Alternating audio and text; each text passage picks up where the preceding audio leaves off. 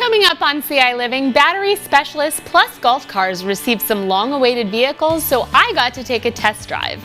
If you're making plans for your garden this summer, the Kidseum will show you how you can incorporate native plants to support pollinators. And sticking with gardening, we'll debunk some common planting myths with Ryan from the University of Illinois Extension.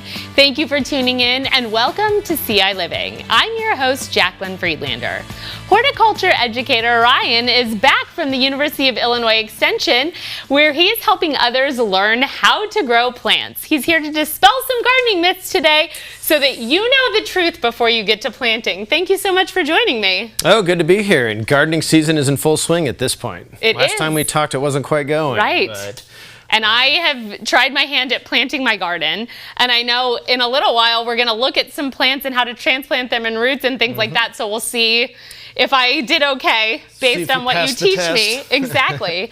But first we have some myths and facts, which I love it when you do this because I feel like there are so many myths out there that people know to be true, or things like we were talking about before about yard grubs and beetles. So let's start there. Yeah. Well, all these questions that we're kind of answering today come from real questions from the public we get at Illinois Extension. So the first one was about, if I control the grubs of Japanese beetles in my lawn, will I not have beetles on my plants later? Okay. Because those grubs mature into the adults that are the beetles, and they fly around and eat plants. Yeah. And this is a big pest. We'll see in about a month, usually in June. For about a whole month then, they're eating on things, and they have some favorites. If you've like seen peaches, I know. They like peach trees. Just lots of things. Linden trees are a favorite here in central Illinois. Hazelnuts, on down to some of our landscape plants they'll feed on. But this is a myth because no matter how much you control those grubs in your own yard, think of all the turf in the rest of the world. Right. And the distance those beetles can travel and come to that wonderful smelling peach plant or whatever it is they're attracted to. Right. They're going to come whether you control it in your yard or not. Okay. So that's a common myth. Now, on one hand, though, it is worth controlling those if you have damage to your turf, and that's the case where it is a thing that you might want to do, is control those grubs if they're damaging your turf and causing dead spots. And what's the best way to control those grubs? There's treatments that you just pretty much put into the soil in the springtime, and they'll actually control some of that grub population over the summer and stop them from feeding on the roots of your grass. There you go. That sounds so much easier than I thought it would be. We used to have those bags in the peach trees, but that's not the way to do it, right? Because that actually brings more because they hear the other ones or something? Yes, and that's something that is still sold and marketed as Japanese beetle traps. And that's actually going to draw in more beetles because when they get on a plant that they want, they start to release a pheromone that draws in other beetles. Beyond just the scent of this plant that's attractive, they're going to bring in more. And if you have a big ball of them in a trap, you're just bringing them in. The best control for Japanese beetles is to be knocking them off your plant the second you find them. Okay. And I usually recommend just a cup of soapy water, and you just knock them off the leaf into the water, and that kind of quickly drowns them in the water, essentially. But you want to stop that feeding before they start to release that pheromone. Where, again, your plant's going to draw them in from scent, but gosh, a big mob of feeding beetles, that's going to draw in. It's going to be even worse.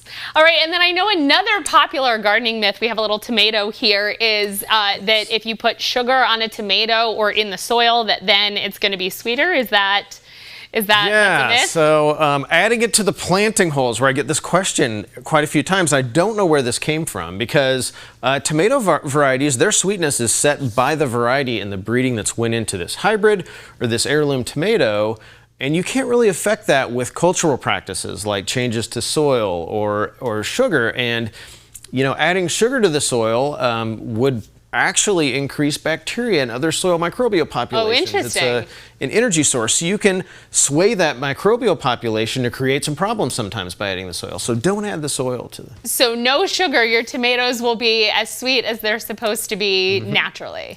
Focus on disease control and watering and all the other things that you need to do to get a good tomato. And what I learned from the tomatoes I planted and the hail we had yesterday is you want them on a strong stake or they will kind of bend over. So I've restaked my tomatoes. Yeah, hail on tomato plants is a really hard thing to have a plant do very well with. Right. That's a tough one. Well, mine are still hanging on, so hopefully.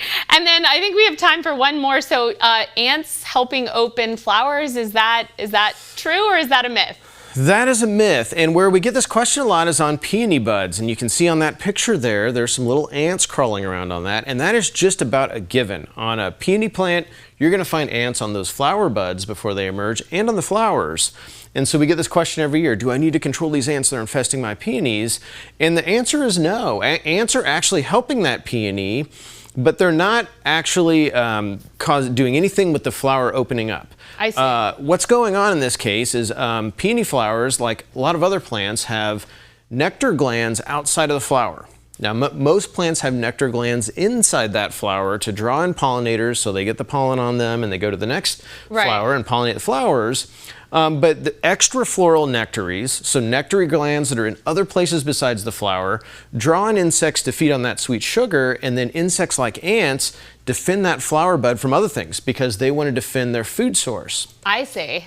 So those ants are actually beneficial. I've had people call me and said they killed all the ants on their peony, and it's like, oh no, now you're going to have other things feeding on those flower buds. Right. So keep the ants. They're actually doing their job. So they're defending, but they're also pollinators for some other plants potentially in your garden, right? They can be pollinators, or they're not? They can be, and there's a lot of insects or animals that are kind of minor pollinators. So yes, the ants can pollinate kind of inadvertently when they are collecting nectar or they're moving around on flowers, but they're not the major drivers of that. The bees are really that pollinator group that does most of our pollination, and there's other way more efficient pollinators. But it's true, ants actually do some pollination in some cases. Gotcha. Okay, because I've always thought of them as pollinators because I know that they're crawling around and they're moving things from one to the other. But that makes sense that bees would be a bigger. Yeah, and if you look at a bee, bees are really hairy, and they evolved to attract pollen to their hairiness. Where an ant, not very hairy. There's just not much pollen that's going to stick to an ant.